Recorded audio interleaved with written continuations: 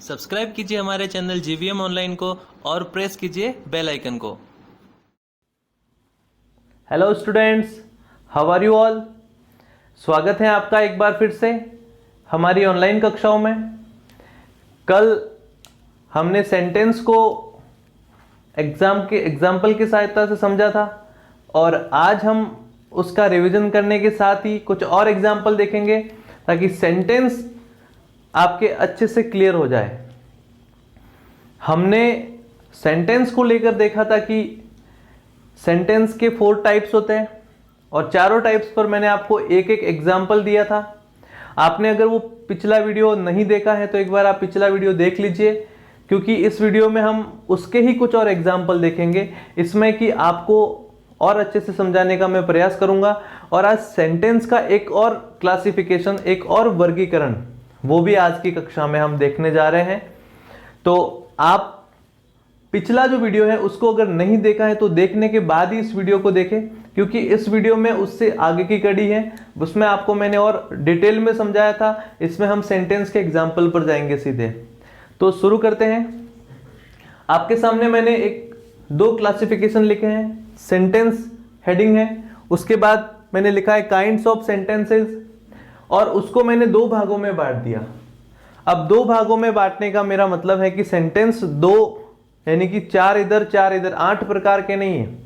Sentence के 4 ही types हैं और ये सब टाइप्स हैं उसके उप प्रकार। और सेंटेंस को मैं इसके आधार पर भी एग्जाम्पल देके समझाऊंगा और इसके भी एग्जाम्पल मैं दे चुका हूं। शुरू करते हैं यहीं से। हमने कल सेंटेंस के जो 4 टाइप पढ़े थे उसमें हमारा जो सबसे पहला टाइप था वो था एसरेटिव सेंटेंस। ये सीधा साधा सेंटेंस है जिसमें कि आपको कथन मिलेगा, एक स्टेटमेंट मिलेगा, किसी भी प्रकार की हां या ना होगी, उसमें एक फैक्ट हो सकता है। और आप इसमें देखेंगे कि कोई भी एक कथन को कैसे कहा गया है उसका सीधा सा आपको एक तथ्य मिलेगा, उस किसी के बारे में जानकारी मिलेगी। इसीलिए इसको डिक्लेरेटिव भी बोला जाता है और एसरेटिव भी बोला जाता है। सेकेंड जो टाइप था इंटेरोगेटिव, ये बच्चों प्रश्नवाचक वाक्य जिन्हें हिंदी में कहा जाता है, इंटेरोगेटिव इंग्लिश में कहा जाता है प्रश्नवाचक, जिसमें हमें की सेंटेंस के माध्यम से ये पता चलता है कि हमें कुछ पूछा गया है या हम किसी से कुछ पूछ रहे होते हैं। Number 3 imperative. इंपेरेटिव में हमें 3 बातें ध्यान रखनी है। पहली, रिक्वेस्ट अगर किसी से कोई हो रही हो। सेकंड, अगर ऑर्डर है। और थर्ड, उसमें कोई परमिशन है। इसमें हमें वाक्य मिलेंगे जैसे be quiet, open the door, close the window, go there, come here, may I come in, may I go. तो कई तरह के सेंटेंस जिसमें आपको इंपेरेटिव सेंटेंस देखने को मिलेगा। और इंपेरेटिव सेंटेंस का जो टाइप समझने के लिए हमें कुछ चीजें ऐसी हैं, जैसे वर्ब की फर्स्ट फॉर्म से सेंटेंस शुरू होंगे, डू या डू नॉट से सेंटेंस शुरू होंगे, तो वो कुछ और एग्जाम्पल देखेंगे हम। लेकिन टाइप में आपको ये याद रखना है, तीसरा जो टाइप है इंपेरेटिव सेंटेंसेस, इसमें स्टेटमेंट होती है, रिक्वेस्ट होती है, परमिशंस हैं। And the last one is exclamatory sentences, जिसमें कि अचानक होने वाली कुछ फीलिंग्स को, चाहे वो खुशी की हो, जॉय की हो, या शौरो या दुख की हो, तो उन फीलिंग्स को अचानक शो करने के लिए, प्रदर्शित करने के लिए, एक्सप्रेस करने के लिए हम वाक्यों का प्रयोग करते हैं और वो वाक्य कहलाते हैं हमारे एक्सक्लेमेटरी सेंटेंस।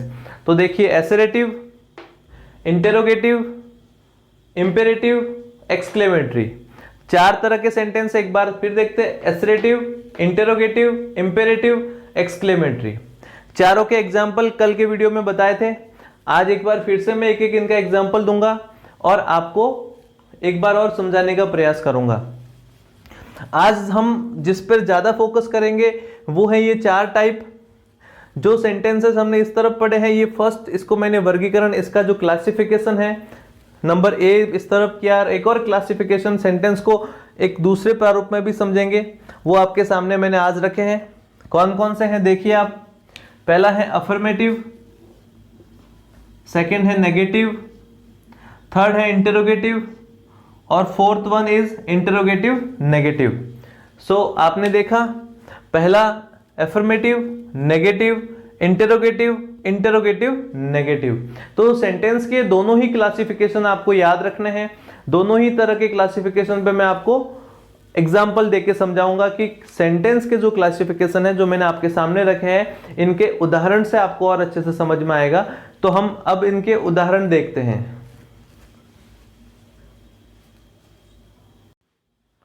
तो देखते हैं एग्जाम्पल्स। हमें वर्गीकरण जो पहला था जिसमें 4 टाइप्स बताए थे मैंने, एसरेटिव या डिक्लेरेटिव बोलते हैं, इंटेरोगेटिव, इंपेरेटिव और एक्सक्लेमेटरी। इन चारों के जो एग्जाम्पल्स है वो मैंने आपके सामने लिखे हैं, एक एक करके आराम से समझते हैं। आप देखिए इनको। पहला जो है, यू आर वेरी बिजी, ये जो वाक्य लिखा हुआ है, सबसे पहले तो हम इसको वाक्य क्यों कहेंगे?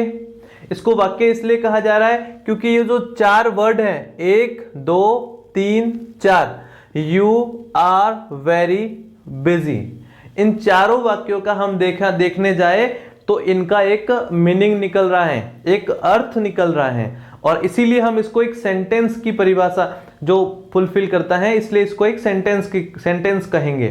तो यू आर वेरी बिजी, तो कहने का अर्थ क्या हुआ कि कोई लड़का है, यानी कि कोई लड़की भी हो सकती है, तुम बहुत व्यस्त हो, तुम बहुत बिजी हो। तो ये इस सेंटेंस का एक अर्थ निकल रहा है, इसलिए हम इसको एक सेंटेंस कहेंगे। क्योंकि हमारी सेंटेंस की जो डेफिनेशन थी वो क्या थी? A group of words which has some meaning. तो हमने देखा इसका एक मीनिंग निकल रहा है। अब हम इसको किस टाइप का सेंटेंस कहेंगे? तो आप मुझे बताइए, इस सेंटेंस को जब हमने पढ़ा तो हमें जो अर्थ मिला इसका, उससे हमें कोई जानकारी प्राप्त हो रही है, हमें कोई स्टेटमेंट मिल रहा है, कोई डिक्लेरेशन हो रहा है कि तुम बहुत बिजी हो। हम किसी के बारे में ये इंफॉर्मेशन दे रहे हैं या किसी को कुछ कह रहे हैं, एक कथन कह रहे हैं, एक असर्शन बना रहे हैं, कि एक स्टेटमेंट भी दे रहे हैं कि तुम बहुत बिजी हो। इसलिए ये हमारा सेंटेंस का पहला जो पार्ट था, एसरेटिव सेंटेंस, उसका भाग है, उसका हिस्सा, इसलिए इसको एसरेटिव सेंटेंस बोलेंगे। अब हमने पार्ट्स ऑफ स्पीच पढ़े थे ना, वहां पर आपने देखा था, मैंने बताया था पार्ट्स ऑफ स्पीच अलग अलग होते हैं। तो एक वाक्य में पार्ट्स ऑफ स्पीच होते हैं। एक बार मैं पार्ट्स ऑफ स्पीच का देखो रिवीजन करते हैं। यू एक नाउन हो गया, आर वर्ब हो गई, वेरी एडजेक्टिव हो गया, और बिजी। अब बिजी क्या है? उसके बारे में कुछ कहा जा रहा है, तो जिसके बारे में कुछ कहा जा रहा है, किसके बारे में? नाउन के बारे में, तो ये भी एक एडजेक्टिव हो गया। तो हमने देखा यू आर वेरी बिजी, तुम बहुत व्यस्त हो। तो ये चारों मैंने पार्ट्स ऑफ स्पीच भी बताया आपको, और इस सेंटेंस का टाइप भी बताया। तो ये किस तरह का सेंटेंस है? एसरेटिव सेंटेंस है। आप इसको इस तरह से लिख भी सकते हो आगे, assertive sentence. Move on to second one. I am enjoying my new job. I am enjoying my new job. तो देखिए ये भी एक ग्रुप है, वर्ड्स का एक ग्रुप है, और उस ग्रुप को हमने जब जोड़ा और इसका हमने अर्थ निकाला, तो हमने देखा कि इसका एक अर्थ निकल रहा है, एक मीनिंग निकल रहा है कि मैं मेरी नई जॉब को एंजॉय कर रहा हूं, मैं मेरी नई जॉब को करने में मुझे मजा आ रहा है, मुझे अच्छा लग रहा है। तो इसी को हम देखते हैं कि किस तरह का सेंटेंस हो गया। तो हमें इस सेंटेंस से क्या प्राप्त हो रहा है? एक इंफॉर्मेशन प्राप्त हो रही है, एक कथन मिल रहा है, एक जानकारी प्राप्त हो रही है कि मैं क्या कर रहा हूं? अपनी नई जॉब को एंजॉय कर रहा हूं, पसंद कर रहा हूं। तो इसीलिए हम इसी को इस सेंटेंस को भी क्या कहेंगे? Assertive sentence. तो आपने इस सेंटेंस को भी इसी कैटेगरी में रखा, और ये बिल्कुल सही है। तो दो मैंने जो पहला और दूसरा सेंटेंस है, ये सेंटेंस के जो 4 टाइप थे एसरेटिव सेंटेंस के उदाहरण हैं। चलिए आगे, number 3rd। The third one is do you know Rahul? Question mark. तो डू यू नो राहुल, तो आप देखिए ये कहां से शुरू हो रहा है? हेल्पिंग वर्ब से शुरू हो रहा है। डू एक हेल्पिंग वर्ब है, हम वर्ब को डिस्कस करेंगे तब मैं इसके बारे में और बताऊंगा कि डू एक हेल्पिंग वर्ब है और कौन से टेंस की हेल्पिंग वर्ब है। फिलहाल के लिए हमें इस सेंटेंस को देखना है। तो ये सेंटेंस भी क्या है? 4 वर्ड्स का एक ग्रुप है। और इससे हमें एक मीनिंग क्या मिल रहा है कि क्या तुम राहुल को जानते हो, क्या तुम राहुल को जानते हो। अब आप इस सेंटेंस का मीनिंग समझिए, क्या से शुरू हो रहा है, इसका मतलब हमें एक प्रश्न पूछा जा रहा है। क्या पूछा जा रहा है, एक प्रश्न पूछा जा रहा है। तो ये प्रश्न पूछा जा रहा है, यहां से भी क्लियर हो गया, और पीछे जब हम देखते हैं क्वेश्चन मार्क दिया हुआ है, वहां से भी पता चल रहा है। तो इट इज वेरी सिंपल। इसको हम किस कैटेगरी में रखेंगे, इंटेरोगेटिव सेंटेंस। तो ये आपका हो गया इंटेरोगेटिव सेंटेंस। ठीक है, आपको समझ में आ रहा होगा। अगर आप इसी तरह से सेंटेंस को समझने की कोशिश करोगे तो आप प्रत्येक किसी भी सेंटेंस को उसके टाइप के अकॉर्डिंग बांट सकते हो। Move on to fourth one, what is your name. अब देखिए कितना सिंपल है, व्हाट इज योर नेम पूछ रहा है, प्रश्न है। हम इसको भी इंटरोगेटिव सेंटेंस में डालेंगे, और पीछे क्वेश्चन मार्क भी है, तो ये भी आपका क्या हो गया, इंटरोगेटिव सेंटेंस। तो हमने 4 सेंटेंस देखे, पहले 2 एसरेटिव सेंटेंस में गए, दूसरे 2 इंटरोगेटिव सेंटेंस में गए। तो हमें 4 वाक्यों को जब पढ़ा तो हमें पता चला कि पहली बात तो ये सेंटेंस क्यों है। ये सेंटेंस इसलिए है क्योंकि इनमें 4 से 5 शब्द दिए हुए हैं ना, उन शब्दों को जब मिला के एक वाक्य बना रहे हैं, उस वाक्य का एक प्रॉपर एक अर्थ निकल रहा है, जिसका कोई मीनिंग निकल रहा है, इसलिए हम इनको क्या कह रहे हैं, सेंटेंस कह रहे हैं। चलिए आगे। Number 5, work hard. Work hard बहुत छोटा सेंटेंस है, लेकिन ये भी कुछ इंफॉर्मेशन दे रहा है। अब ये इंफॉर्मेशन तो दे रहा है, लेकिन इसमें सीधे सीधे ना तो नाउन सब्जेक्ट है इसमें, ना कोई ऑब्जेक्ट दे रखा है, सीधे ही आपको कुछ कहा जा रहा है, वर्क हार्ड, कठिन मेहनत कीजिए। अब आप इस सेंटेंस में देखेंगे सीधा एक ऑर्डर है, एक सजेशन हो सकता है, आपके पेरेंट्स आपको कह सकते हैं, आपके टीचर्स आपको कह सकते हैं वर्क हार्ड, कठिन मेहनत कीजिए। तो आपको इसमें एक ऑर्डर मिला है, एक परमिशन, एक सजेशन भी हो सकता है। दैट इज वाई हम इसको रखेंगे सॉरी इंपेरेटिव सेंटेंस की कैटेगरी में। द नेक्स्ट वन इज, मैंने कहा था वर्ब की फर्स्ट फॉर्म, वर्ब की फर्स्ट फॉर्म और डू या डू नॉट से शुरू होते हैं इंपेरेटिव सेंटेंस, ये इनकी पहचान हुआ करती है। ये जब हम इंटरोगेटिव सेंटेंस के बाद हमने जब अगला सेंटेंस देखा, वर्क हार्ड, कठिन मेहनत कीजिए, अगला है do not waste your time. इसमें भी क्या कहा जा रहा है, सीधा हमको कुछ बात कही जा रही है, do not waste your time, अपना समय बर्बाद मत कीजिए। अब आपको इसमें भी क्या कहा जा रहा है, एक सजेशन है, एक आपको ऑर्डर भी कहा जा सकता है इसको। तो आपको इसमें भी इसकी कौन सी कैटेगरी में इसको रखोगे आप, इंपेरेटिव सेंटेंसेस। तो हमारे पहले 2 एसरेटिव, दूसरे 2 इंटरोगेटिव, और तीसरा, 5वां और 6ठा ये इंपेरेटिव सेंटेंस की कैटेगरी में आता है। 7 और 8, अब सीधी सी बात है, लास्ट वाले 2 कौन से हैं, एक्सक्लेमेटरी सेंटेंसेस। अब एक्सक्लेमेटरी सेंटेंसेस को आपको थोड़ा सा समझना पड़ेगा। ये सेंटेंसेस हमारे सामने बहुत रेयर आते हैं।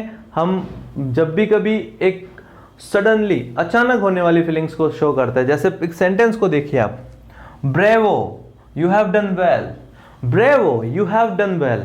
तो हमें क्या हुआ है, खुशी हुई है किसी के बारे में, तो हमने कहा ब्रेवो। अब ये जो ब्रेवो वर्ड है, ये सडनली अपने मुंह से निकलता है, हम सडनली एक्सप्रेस करते हैं, और किसी के लिए हम कह रहे हैं कि उसने अच्छा किया है और हमें वो पसंद आया, तो हमारे मुंह से सडनली एक वर्ड निकलता है, bravo you have done well. इसी तरह से last one, what a lazy you are, what a lazy you are. तो हमने देखा कि किसी के बारे में हमने क्या कहा, कोई बहुत आलसी है, तो हम उसके बारे में जब कहते हैं तब भी हम कुछ इस तरह से ही कहते हैं, what a lazy you are.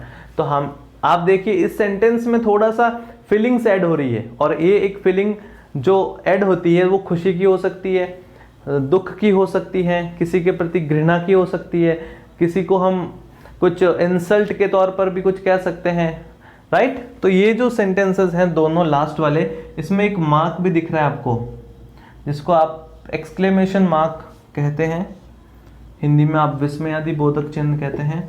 तो ये दोनों वाक्य आपके किस कैटेगरी में जाएंगे, एक्सक्लेमेटरी सेंटेंसेस। तो तो आई होप आपको जो फर्स्ट क्लासिफिकेशन है वो अच्छे से क्लियर हो गया होगा। हमने 8 सेंटेंस लिखे और उन सबको एक एक करके क्लासिफाई किया। एक बार पुनः देखते हैं। You are very busy, I am enjoying my new job. इन दोनों वाक्यों में हमें एक इंफॉर्मेशन मिल रही है, दैट इज वाई हमने इन दोनों को रखा एसरेटिव सेंटेंस में। Do you know Rahul, what is your name, इन दोनों में हमें एक प्रश्न का बोध हो रहा है, इसलिए हमने इनको रखा इंटरोगेटिव सेंटेंस में। Work hard and do not waste your time, इन दोनों में हमें एक सजेशन मिल रहा है, एक ऑर्डर भी मिल सकता है, इसको एक ऑर्डर भी कह सकते हैं। तो आप देखेंगे ये दोनों ही वाक्य किस कैटेगरी में जाते हैं, इंपेरेटिव सेंटेंसेस में। And the last one, bravo and what a lazy. What word और ब्रेवो ये सडनली किसी के लिए प्रयोग में लिए जाते हैं, कुछ अच्छा है या बुरा हुआ है। तो bravo, you have done well, what a lazy boy you are. तो दोनों में एक्सक्लेमेशन मार्क है, वहां से भी पता चल रहा है, और दोनों में कुछ ऐसी सडन फीलिंग्स है जब इनका हम मीनिंग देखते हैं तो वहां से भी पता चल रहा है। तो हमारे सामने सेंटेंस का जो फर्स्ट क्लासिफिकेशन था वो मैंने क्लियर किया। अब इसका जो सेकंड क्लासिफिकेशन है, अफर्मेटिव, नेगेटिव, इंटरोगेटिव और इंटरोगेटिव नेगेटिव, इसको हम देखते हैं। चलिए इसका एग्जांपल अब देखते हैं। सेंटेंस का ही दूसरा वर्गीकरण, पहले वर्गीकरण में 4 टाइप के सेंटेंस थे और दूसरे में भी 4 तरह के सेंटेंस थे। अब जो दूसरे 4 सेंटेंसेस थे उनको हम बनाकर देखते हैं वो कौन कौन से थे। पहले तो मैं वो बता देता हूं। नंबर 1, अफर्मेटिव सेंटेंसेस, यानी कि सकारात्मक वाक्य, और उनमें एक हाँ की फीलिंग होगी, उसमें कोई कार्य हो रहा होगा। उसमें नेगेटिव यानी कि नहीं का बोध नहीं होगा, उसमें हमेशा एक स्टेटमेंट होगा जिसमें हाँ, यस की का बोध हो सकता है उसमें, तो उसको सकारात्मक वाक्य भी बोल सकते हैं। दूसरा, नेगेटिव सेंटेंसेस, नेगेटिव जैसा नाम से ही पता चल रहा है उसमें नहीं का बोध होगा, उसमें किसी कथन के बारे में मना किया जाएगा या उसमें नहीं वर्ड आएगा, नॉट वर्ड आएगा। Third one, interrogative sentences, as all of you know that what is interrogative sentences, is where we see that there is a question, वहां पर जहां एक प्रश्न हो, जहां एक प्रश्नवाचक चिन्ह हो, जहां कोई प्रश्न पूछा गया हो, वहां पर इंटरोगेटिव सेंटेंसेस होता है। तो डियर स्टूडेंट्स, आपको इंटरोगेटिव सेंटेंस अगर क्लियर है तो अगर इंटरोगेटिव में हम एक नोट लगा दें कि क्या तुम्हारा, जैसे हमने पूछ लिया किसी को कि क्या तुम कल वहां जाओगे, क्या तुम कल जयपुर जाओगे, ये तो हो गया इंटरोगेटिव सेंटेंस। अब इसको ही मैं बोलता हूं, क्या तुम कल जयपुर नहीं जाओगे, तो ये जो हो गया इसमें नहीं वर्ड जुड़ने से ये कहलाएगा इंटरोगेटिव नेगेटिव सेंटेंसेस। तो अब आप इसको देखिए एक बार, इसको मैं एक सेंटेंस बना के आपके सामने रख रहा हूं, आप एक एक को अच्छी तरीके से समझिए कि कैसे हम इन चारों सेंटेंसेस को बनाते हैं। और हमारे जब टेंस हम पढ़ेंगे और टेंस के दौरान हमें यही चीज देखने को मिलेगी कि हम हर एक वाक्य जो एफर्मेटिव होगा उसके 2 या 3 रूप और बना के आपके सामने रखेंगे। तो आप एक बार इस सेंटेंस को देखिए, यहां लिखा हुआ है I write a letter, I write a letter. तो यहां पर इस सेंटेंस को मैं किस कैटेगरी में रखूंगा, अगर यूं देखने जाए तो ये असरेटिव है, लेकिन यहां पे मैं इसको कहूंगा एफर्मेटिव। क्या कहूंगा, अफर्मेटिव सेंटेंस, क्योंकि यहां एक हाँ का बोध हो रहा है। जैसे मैं इसका मतलब अगर आपको बताऊं, इसका हिंदी अर्थ बताऊं तो ये होता है मैं एक पत्र लिखता हूं। तो यहां पर आपको यस यानी कि हाँ की फीलिंग हो रही है। अब आप इसी को नेगेटिव में बदलिए, देखें इसका जो नेगेटिव पार्ट होगा वो होगा आई डू नॉट। अब ये डू नॉट क्यों आया ये मैं आपको जब टेंस पढ़ेंगे तब बताऊंगा। I do not write a letter.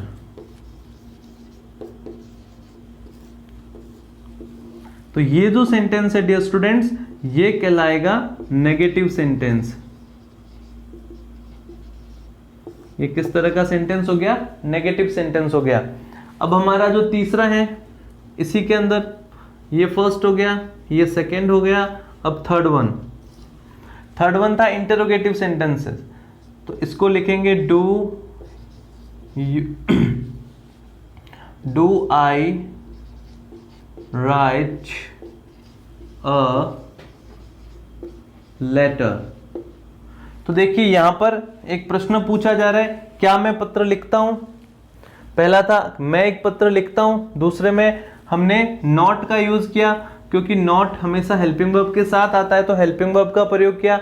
I do not write a letter, मैं एक पत्र नहीं लिखता हूं। तो बच्चों नेगेटिव, सिंपल सी बात है, नेगेटिव वर्ड यानी नॉट का प्रयोग हो गया, मैं नहीं का बोध हो रहा है। तीसरे में देखिए आप इंटेरोगेटिव था, तो do I write a letter, क्या मैं पत्र लिखता हूं, तो इसमें एक प्रश्न का बोध हो गया। And the last sorry, do I not, not हमेशा तीसरी पोजीशन पे रहता है बच्चों, ये चीज आपको ध्यान रखनी है। डू आई नॉट, अब आपकी वर्ब राइट अ लेटर। हालांकि इसमें भी प्रश्नवाचक रहेगा, ये इंटरोगेटिव हो गया।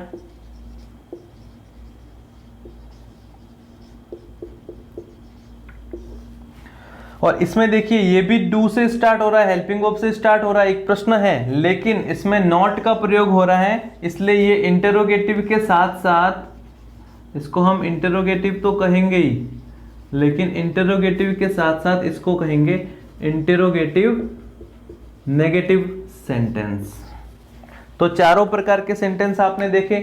First I write a letter, उसके बाद हमने उसमें नॉट ऐड किया, I do not write a letter. तीसरा do I write a letter, और चौथा हो गया do I not write a letter. तो हमने चार टाइप ये भी देखे, पहला अफर्मेटिव, दूसरा नेगेटिव, तीसरा इंटरोगेटिव और चौथा इंटरोगेटिव नेगेटिव। तो सेंटेंस का ये वाला क्लासिफिकेशन भी आपको ध्यान में रखना है, क्योंकि जब हम टेंस को पढ़ेंगे तो हर एक वाक्य को हम 4-4 बार बनाएंगे, और इससे आपकी जो सेंटेंस राइटिंग है वो बहुत ही बढ़िया हो जाएगी, और आपको ये जो वर्ब्स के रूल्स हैं ये सारी चीज़ें टेंस के दौरान समझ में आ जाएगी। ये बहुत सिंपल है, इंग्लिश एक बहुत सिंपल लैंग्वेज है, अगर इसको आप इंटरेस्ट लेके पढ़ोगे तो इसमें कुछ ज़्यादा रूल्स नहीं है, आपको बढ़िया से एग्जाम्पल समझने हैं, एक पैटर्न समझ में आ जाएगा, फिर आप इसको बोल भी सकते हो, लिख भी सकते हो। सबसे अगर सरल भाषा में कहूँ ग्रामर के तौर पर तो अंग्रेजी विषय रहती है, इसलिए आपको अपने अंदर से जो अंग्रेजी विषय का डर है इसको बाहर निकाल के फेंक दीजिए, क्योंकि अब आपके लिए इंग्लिश बहुत आसान हो जाएगी। रीज़न ये है कि हम इसको बहुत डिटेल में पढ़ने जा रहे हैं और बहुत जीरो से स्टार्ट करेंगे। आपको ऐसा नहीं है कि बिल्कुल डिफ़िकल्ट रूल्स आपके सामने आ जाएंगे, हम एग्जाम्पल्स देखेंगे, फिर रूल्स पढ़ेंगे, फिर उनको वापस से समझेंगे, यानी स्टेप बाय स्टेप समझेंगे, जैसे कि आप क्लासरूम में समझते हो। तो अब एक और एग्जाम्पल देखिए, इसी टाइप से हम उनके 2-3 और टाइप्स बनाएंगे जो अलग अलग हैं। एफर्मेटिव आपके सामने लिखा हुआ है, he is singing a song, वह एक गाना गा रहा है। तो हम इसको तो कह देंगे अफर्मेटिव, क्योंकि इसमें हाँ का बोध हो रहा है, ये एक सकारात्मक वाक्य है, ये एक कथन भी है, तो इसको असर्टिव सेंटेंस भी बोल सकते हैं। लेकिन यहाँ पर हम क्योंकि सेकंड क्लासिफिकेशन देख रहे हैं, इसको हम कहेंगे अफर्मेटिव सेंटेंसेस। बच्चों कंफ्यूज नहीं होना है, मैं वापस से कह रहा हूँ, असर्टिव सेंटेंस ये असर्टिव भी कहलाएगा और ये इसको अफर्मेटिव भी कहते हैं, तो आपको बिल्कुल भी कंफ्यूज नहीं होना, be clear. Affirmative sentence and negative sentence both are assertive sentence. आप असर्टिव सेंटेंस के नीचे एक क्लासिफिकेशन करके उसके 2 टाइप बना सकते हो कि असर्टिव सेंटेंस अफर्मेटिव भी असर्टिव होता है और नेगेटिव भी असर्टिव होता है, क्योंकि अफर्मेटिव सेंटेंस से भी हमें एक कथन, एक जानकारी प्राप्त होती है, और नेगेटिव सेंटेंस से भी हमें एक जानकारी प्राप्त होती है, तो एक इंफॉर्मेशन प्राप्त होती है, एक स्टेटमेंट प्राप्त होता है। तो वापस से बता रहा हूं, असर्टिव सेंटेंस में 2 टाइप हो गए, अफर्मेटिव और नेगेटिव। तो आप बिल्कुल भी ये मत सोचिएगा कि वहां तो असर्टिव बताया था, यहाँ अफर्मेटिव और नेगेटिव नहीं, अफर्मेटिव का ही और असर्टिव का ही पार्ट है अफर्मेटिव और नेगेटिव। जैसे कि आप देखिए, ये आई राइट अ लेटर, इसको अफर्मेटिव कहते हैं, और I do not write a letter ये नेगेटिव हो गया, लेकिन इन दोनों सेंटेंस को असर्टिव सेंटेंस भी कह सकते हैं। दूसरा सेंटेंस देखिए, इसी को हम नेगेटिव चेंज करते हैं, तो ही, क्योंकि यहां हेल्पिंग वर्ब पहले से है, he is not singing a song. तो डियर स्टूडेंट्स, ये आपके सामने रहा नेगेटिव सेंटेंस। जो हमने पहले अफर्मेटिव सेंटेंस लिखा था उसका ये नेगेटिव सेंटेंस हो गया। अब इसका क्या बदलना है हमें? थर्ड वन इंटरोगेटिव बदलना है। तो हेल्पिंग वर्ब आगे आ जाएगा, क्योंकि प्रश्न दो तरह से बनते हैं। एक तो हेल्पिंग वर्ब से स्टार्ट होते हैं, दूसरे WH वर्ड से स्टार्ट होते हैं। तो आप हेल्पिंग वर्ब से स्टार्ट होने वाले वाक्यों को हम जब स्टार्ट करेंगे आपके सामने मैं बना देता हूं, पहले आप देखिए। इज ही सिंगिंग अ, सबसे बड़ी पहचान तो इसका एक क्वेश्चन मार्क ही है, लेकिन हमने इस सेंटेंस को चेंज किया इंटरोगेटिव सेंटेंस में। तो ये बन गया is he singing a song, क्या वह गाना गा रहा है। तो ये बन गया इंटरोगेटिव सेंटेंस। ठीक है बच्चों, तो ये था हमारा अफर्मेटिव।